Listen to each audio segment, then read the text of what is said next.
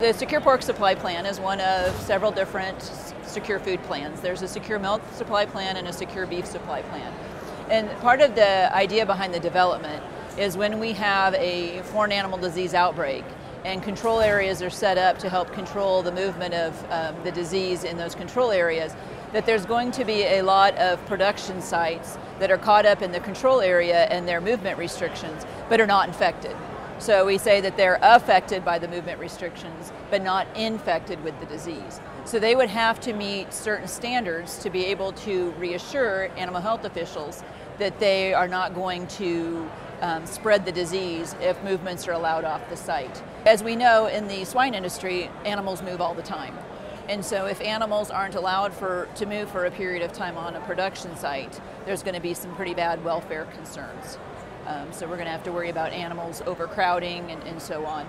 And so what can we do to help make it easiest for these animal health officials to see the information that they need to see to be able to allow those animals to move? There's some concern because especially when we look at some of the diseases that we have gotten in the United States recently and maybe not exactly sure how they entered the United States. We talk about PED being one of those.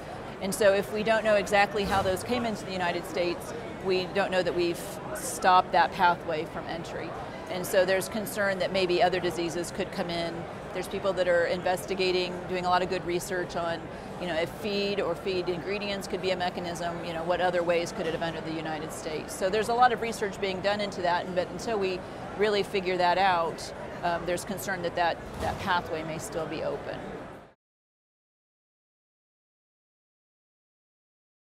So we updated the website, we totally revamped it. So now when you go into the website, you can look into the area across the top is like producers, veterinarians, packers, regulatory officials, and training. So you can find your information according to who you are. So a producer can go right to the pork producers section and they can drop down and they can find all the information they need to start participating in secure pork. They can go to the biosecurity section, they can see what it takes to write their site-specific biosecurity plan. And now we've added the information manual that helps give more in-depth information on how to implement the biosecurity measures on the site.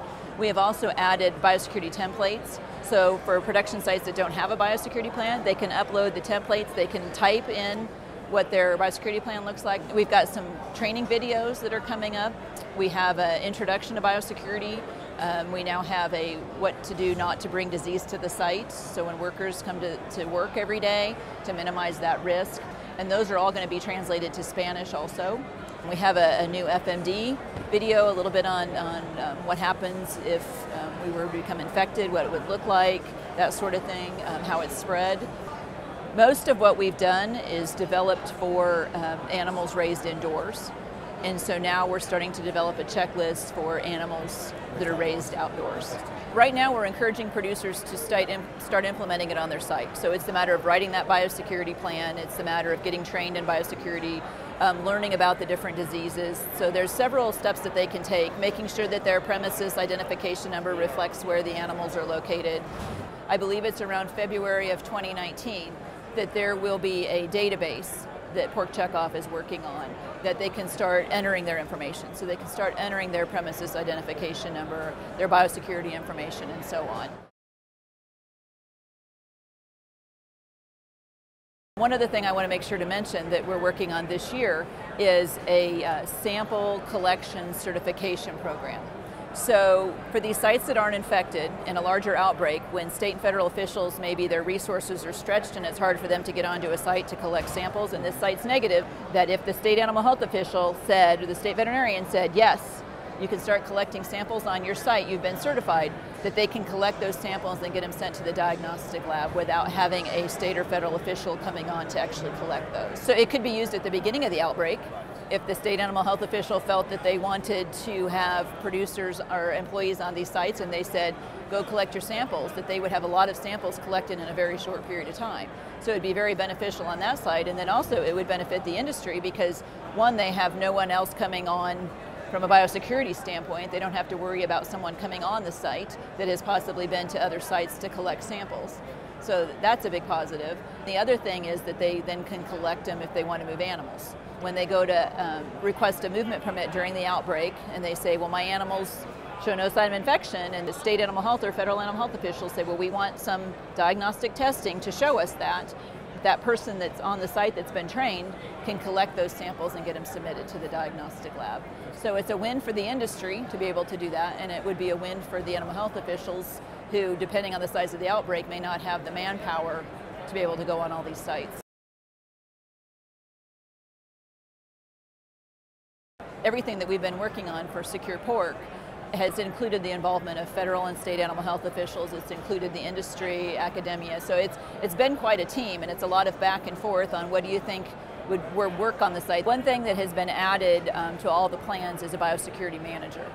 And so the hope is that on that site, the biosecurity manager who has more buy-in will make sure that the compliance occurs on the site. So what we encourage producers to do that want to be involved in Secure Pork is to go through the material on the website, write their site-specific plan, implement what they can and what they can do regularly now to get into that routine and that habit. But there's some things in there that realistically aren't going to happen until an outbreak.